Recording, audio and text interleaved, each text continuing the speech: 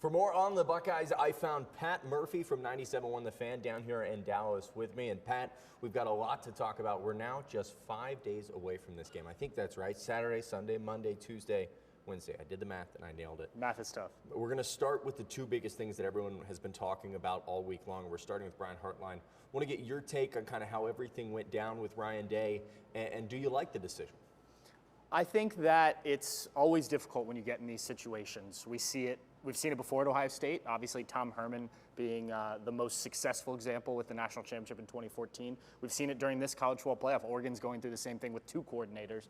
And it makes for a difficult situation, especially in today's day and age where Brian Hartline has to get ready for the transfer portal and things like that. So I think that Ryan Day's decision to keep Brian Hartline around, because obviously this is a guy who's done a lot for this program, both as a player, now as a coach, but then to take away some of his responsibility, and you benefit from the fact that Ryan Day knows how to call plays successfully in the college football playoff, as we've seen in the past. So I like what they're doing. How much do you think the offense will look different? I mean, we know Ryan's always been involved, but now kind of taking over the reins completely, how different do you think it'll look? I think it'll look similar. I do think just in general, this was going to change as you got in the playoff and Ryan Day got more involved as he did last year with Chip Kelly.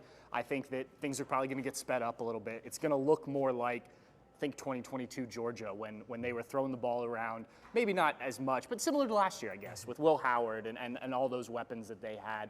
I think when you're Ryan Day, you don't need to think about, okay, we need to conserve for this, conserve for that. It's do or die. You put it all on the table with the offense.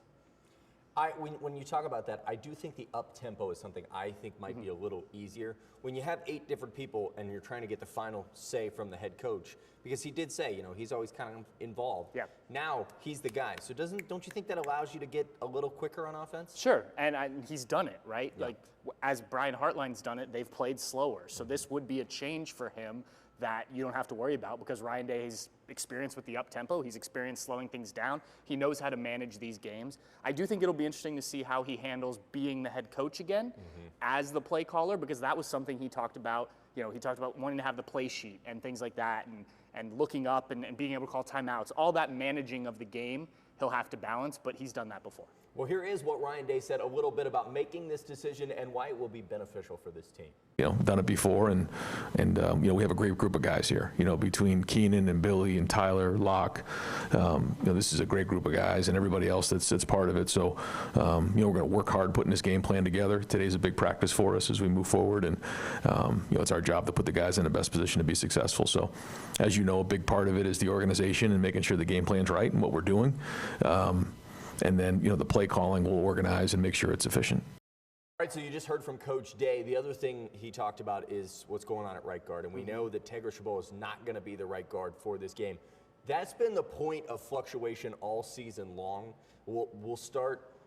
Does it give you never want a player to get injured? Obviously, we want Tegra back, but does it give you a little security here knowing at least they have a plan now as opposed to a rotation as we go to the stretch of this season? I think so. I think this was a position we talked about all year, right? And as experienced as Tegra was playing all of last season, helping the Buckeyes win a national championship, he had his ups and downs. Let's just be frank about it. And it wasn't always the best. It was a weakness at points for Ohio State, if we're just being honest. So I think now okay, Tegra's out. What do we have? And you've got Gabe Van Sickle, who's played a decent amount recently, and you've got Josh Padilla, who's played a lot throughout the year. Josh coming back from an injury as well. So I think you've got two good options. And it looked like when we were at practice the other day that Gabe Van Sickle is going to get the first crack at it. But I wouldn't be surprised if they still do a little bit of a rotation. That worked really well at the guard positions last year in the run to the national championship. And then you think about, okay, who's playing well leading into the game? How does that guy start the game? If you need to make a change, you've got an option there. And so I think given what they did last year, they know how to handle this situation. I think we saw Gabe Van Sickle step up in a big way. He looked really good against Indiana, felt like he filled that role well. The unit as a whole struggled against Indiana. I think we can all agree. And I have said all week long that is going to be the center point. If they are able to slow down this Miami defensive line, they will win this football game. I'll just put it to you blank. Do you think this team can kind of quell some of those concerns and come out and be different against the Hurricanes? I do, because we've seen it, right? Yeah. Week 1 against Texas. That's a good defensive line. Say what you want about what Texas did the rest of the season. That's a really good defensive line. We've seen it in other games. Michigan, they were really good. Michigan's defensive line, not as good, but still a solid Big Ten defensive line. So we know it's there. I think it was, we were talking about this earlier, 54 pressures given up since that Wisconsin game. But before that, only 24. Yeah. Maybe guys were banged up a little bit. Maybe they were, dealing with some stuff. I think now you had that time to not only recover, but look at the film, figure out what you were doing right, what you were doing wrong. I think that helps. And you said if the offensive line plays well, they'll win this game. I think if this offensive line plays to its capability, they win the national championship. To me, that's how big this offensive line play is, because I think everything else is right there for the taking. I think you're right, because I also think that Julian Sayin kind of goes as the offensive line goes. We know that Julian, every quarterback is going to be the major impact, but when you give him time, that's when he is surgical. Here's what Carson Hinsman had to say about the chip that this offensive line has on their shoulder. Their pass protection wasn't up to par of what our expectation is. Looking at some of the things, just going back to fundamentals, I think over this next couple of weeks, we know what's going to be important.